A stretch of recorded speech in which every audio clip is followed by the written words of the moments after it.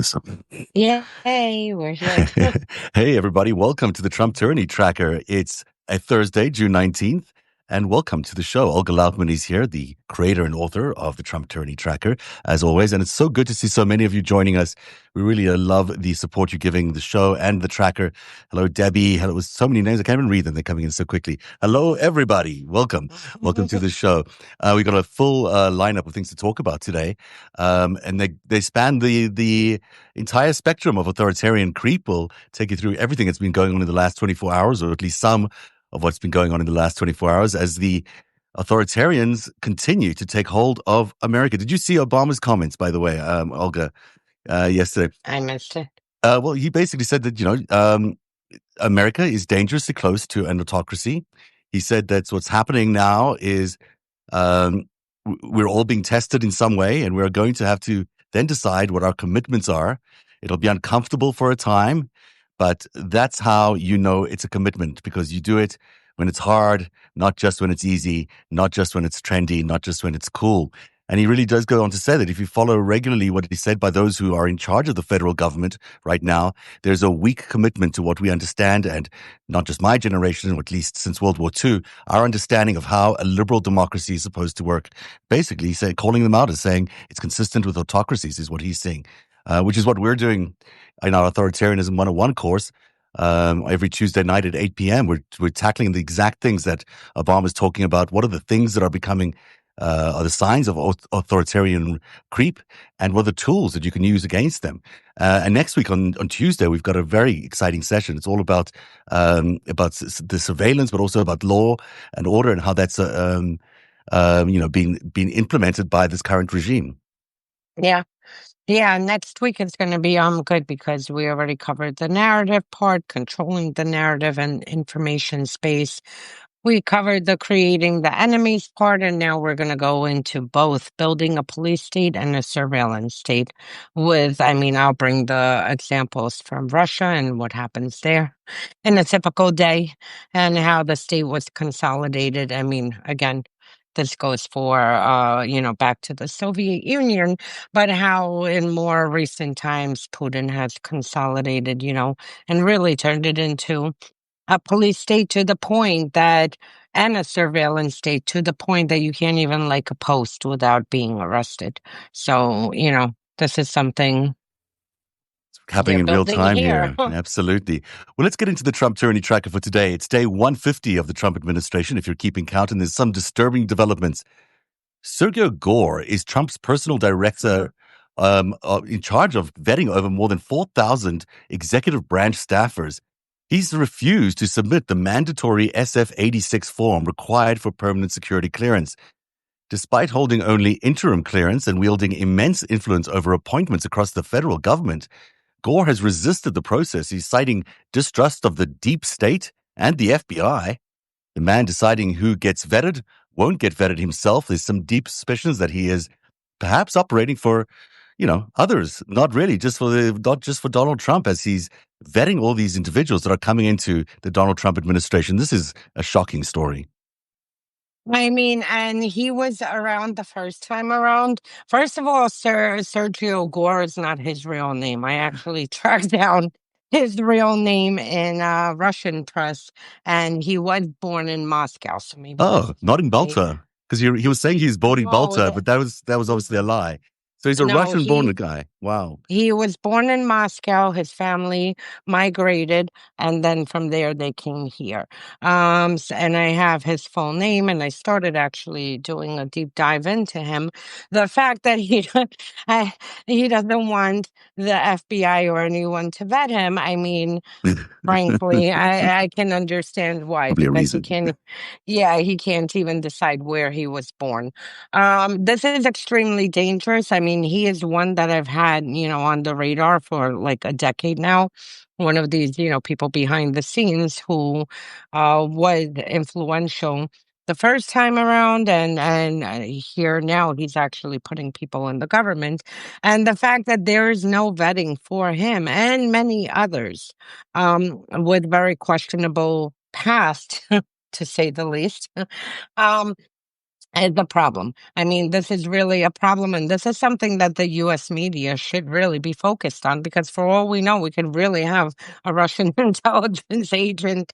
I'm not saying he is, But he could but be. We don't know he because he's could not be. being He's vetted. not being vetted, and we And can have a Russian intelligence agent not only collecting the information of people for the working in the federal government, but also, um, involved in vetting people to go into the government. So he can yeah, literally create a whole FSB task force inside, because he's in charge of the I vetting. mean, that's the key thing for me is he's a gatekeeper for who gets hired into the Trump administration. So is all that information about who gets hired into the administration being run by through another agency, through potentially a foreign agency? That's what that could lead us to. And if that's the case, that is, unbelievable that we're having the people hired by the federal government vetted by foreign intelligence agencies. That's unbelievable. I mean, it can very well be. And just to give an example, about over a decade ago, because Russia runs so many operations, I mean, it's nonstop 24/7 when it comes to Russia. Over a decade ago, I would say somewhere like 2011, 12, Russia, wanted to collect information on former military members. So they really not only set up a site, but also infiltrated a site, um, to provide like classified ads for jobs. And in this process, they were collecting the emails, the addresses, the phone numbers, date of births, and everything of our former military members. This just shows you, one operation that they did from the inside, from the outside. Now imagine having this happening inside the Yeah. government. It's unbelievable. Leaves us so vulnerable. Moving to foreign policy, Trump is weighing U.S. strikes on Iran while deliberately excluding his defense secretary, Pete Hegseth, and his DNI, Tulsi Gabbard, from key decisions. Instead, he's relying on a tighter circle, including Vance, the VP, of course, Rubio, Ratcliffe, and his General Kane. This bypassing of his own cabinet appointees comes as tensions with Iran escalate, with Trump reportedly still considering whether to launch an attack and reconsidering Gabbard's future after she challenged his authority by posting warnings about a nuclear war. This is a big fracture that's happening inside the Trump coalition. It's a fracture, and it also is fascinating what is happening. First of all, let's go back to Earth One of Yeah. the United States of America. The fact that the defense secretary and the director for national intelligence are being sidelined from a war. I mean, a potential war that we're about to get involved in. This is insanity. I mean, in this case, thank God, because this is cutting off, at least via Gabbard, a pipeline to Russia. And you have to see the Russians, by the way, in Russian media. They're absolutely like freaking out, like with Gabbard being pushed aside. But we're about to put America potentially into another war. Mm. Not a war that we started, not a war that someone started against us. And you have the two main officials being sidelined as this is, being planned out. And then, the article, Political, reported that, they are focusing on the more experienced people. Are you kidding me? The whole Vance? cabinet is Yeah. clowns. I Yeah. mean, Vance is experienced. The only one out of them is Rubio, and Rubio's lost. I mean, we need to go back like a few years before to find the Rubio from the past. But And the this only is person who's actually been extremely. involved in any war, is the general, of course. But then, at least Hegseth has been a military soldier. But I would mean, you want you can't. Hegseth? No, I wouldn't. But he appointed the guy as the Secretary of Defense. So bring him to the table. You can't prosecute a war without the Secretary of your Defense there and without the Secretary of Intelligence there. You need these people to I help you. mean, And of in course, this they've stripped case, thank apart. goodness. Yeah, I know. And they've also stripped out the National Security Council that doesn't do what it used to do either. So, who is giving him advice under these extraordinary circumstances? Who is giving him this advice is coming from Mossad. Vance? Oh, don't worry, Mossad. Probably.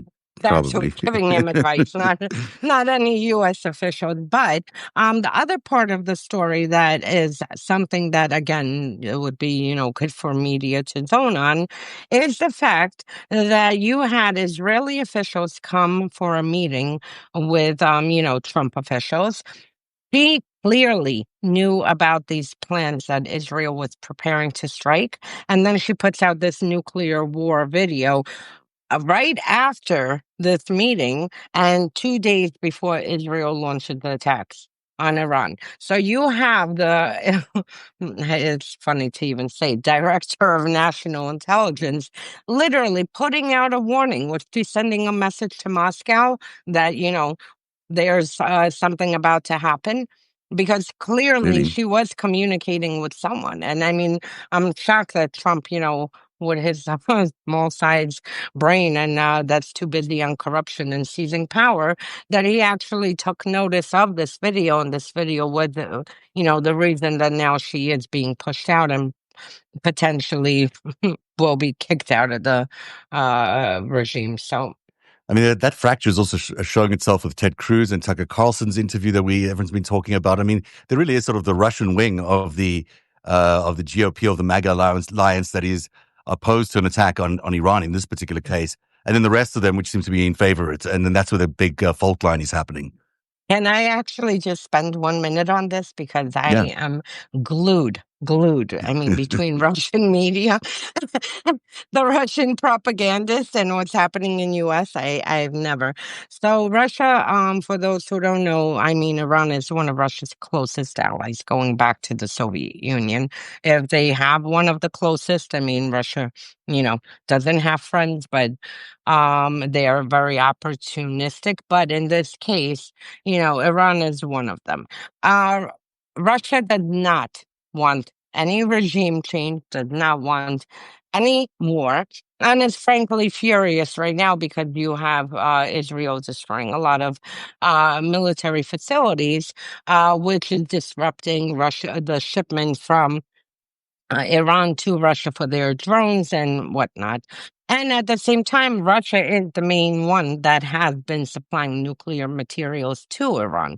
They've been involved in their nuclear project for 2 decades now, and then in recent years have started helping them, to push this towards an active nuclear program where you can develop nuclear bombs. Anyway, so Russia is livid.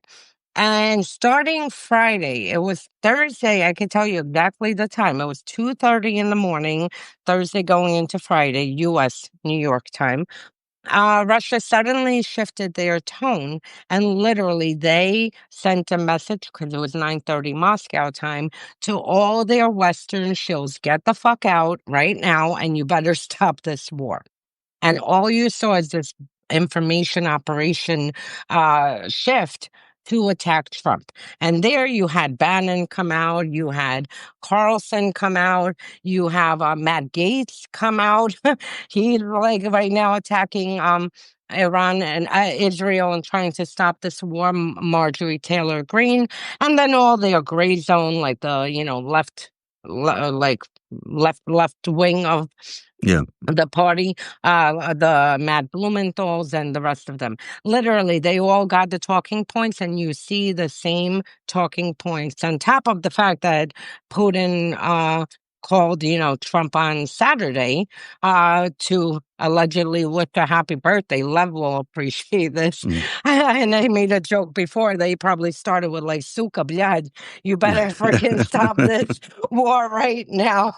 Because Russia's trying to pull Trump one way towards them to stop the war. And then you have Israel pulling them towards other. And it literally is a fight not between two intelligence agencies, and you're seeing it physically and then the operations behind it. So this is just such a fascinating thing. I really am glued to what That is is such good happening. analysis. And, the world hangs in the balance of what Donald Trump decides to do. I mean, it could change the trajectory of the Earth's future. And based on these two intelligence operations running against each other, and he's in the middle. Fascinating analysis. Thank you so much for that, Olga.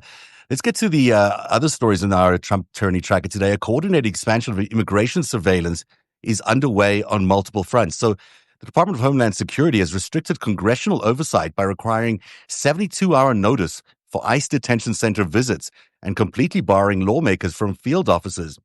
At the same time, Trump has ordered U.S. missions abroad to resume student visa processing with mandatory social media monitoring, and they're particularly looking for criticism of U.S. policy or support of Palestine as grounds for denial.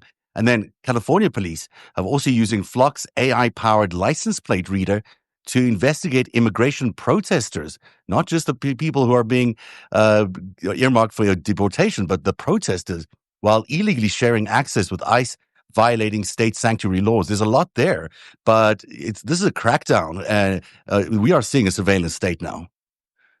Yeah, so let's start with the first part, the fact that you have, Congress, their one duty is oversight. And the fact that you have the Department of Homeland Security and, frankly, every agency banning congressional members from visiting ICE facilities, arresting them when they're at the ICE facilities.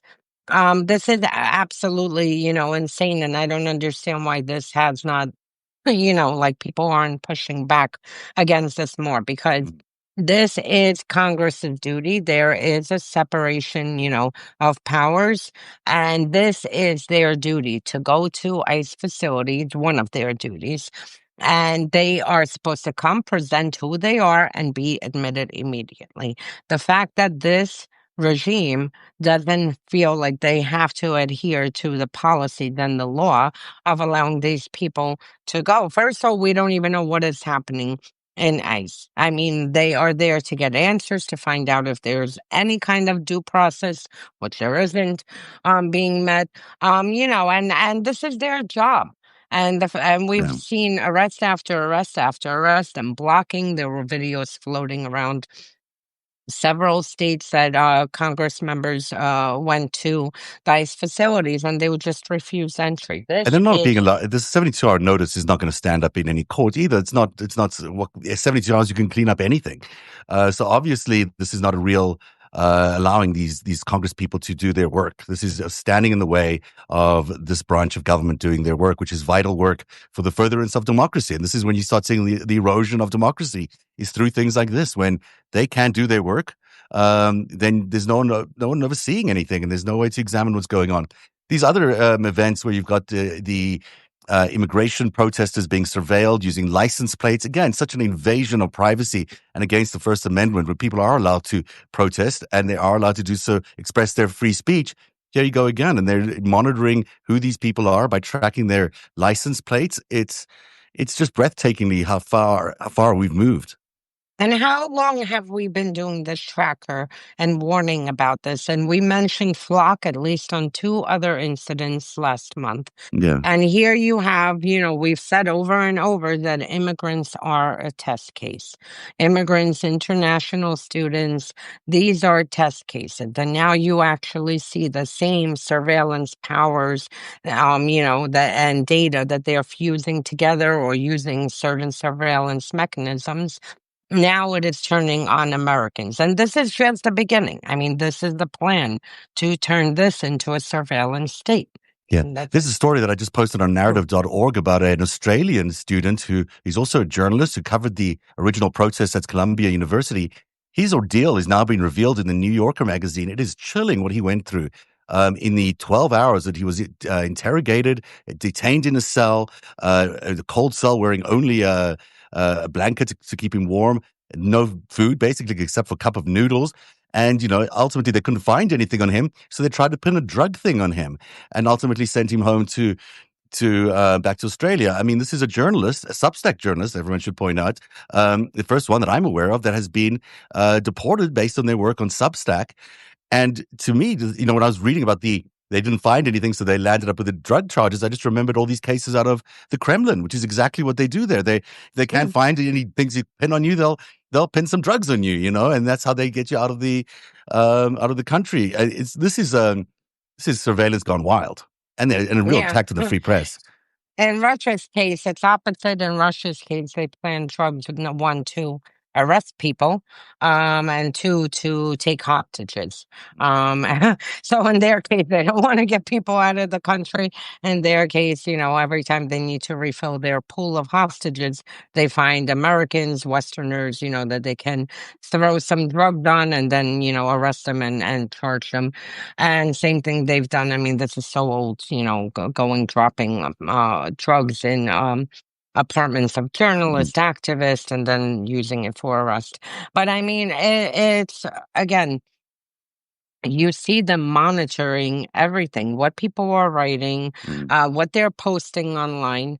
This is not, and with this story, since you mentioned your story, which I Mm. suggest everyone to read, with this story also comes that now the State Department, restarted visas, issuing visas for students, and their condition is, besides very heavy vetting, is that they're going to search social media to make sure there's no criticism of Trump, no criticism of the policies and whatnot. I mean, this is how Russia operates. I mean, It's so, for so people interesting. like me, if I stepped in, I'd be arrested. But someone like you, if you apply Oh, for a visa, they'll check I have a your green card. I couldn't go in there. I don't think they'd kick me out. They'd arrest me yeah. right away or deport me, even with the They're green not card. gonna, they wouldn't even let you. They Yeah. just would scan your social media. It doesn't align with the, thoughts of this country and just not Well, this is issue what a Alistair visa. Kitchen, the journalist, was saying, is that they were ready for him. They before he even boarded the plane in Australia, they had already done all their research on who he is. They had a whole profile on him. This is not the old custom border and police. This is a No. Palantir empowered, AI driven research thing that's gets a lot of information about people when they arrive. It's very chilling what's going on because it's obviously the thought police and the freedom of the press that's being attacked. And it went back to the same. I mean, we saw this in March when a Mm. French scientist came for a conference and they wouldn't let him in the country because he wasn't critical of Trump. He was critical of what's happening to science here Yeah. and the, contracts being canceled. So I mean, we're seeing a lot of abuses of power, and this is, I mean, they really have gone out of control with this, and it's only the beginning. That's the sad part. That is the sad part. Is that as Obama was saying, this is still just the very beginning. There's this is going to test everybody and test their principles, and it sure is on a daily basis. Well, that's a Trump Tyranny Tracker for today. It's day 150. You asked how many days we've been doing this for. Well, we started on day 100. So 50 days later, we're still here. And we'll be here for a while, hopefully. We'll be back tomorrow with another Trump Tyranny Tracker. Everyone should subscribe to Olga's amazing Substack, the Trump Tyranny Tracker, or Unmasking Russia. And you can also find my work and that story we're just talking about at narativ.org. That's NARATIV.org. I'll be back in about 40 minutes with Dean Blundell as we do the 5-stack, the 5 biggest stories of the day right here on Substack. Have a great day, everybody, and thanks for being here. Cheers. Bye, Helga. Cheers.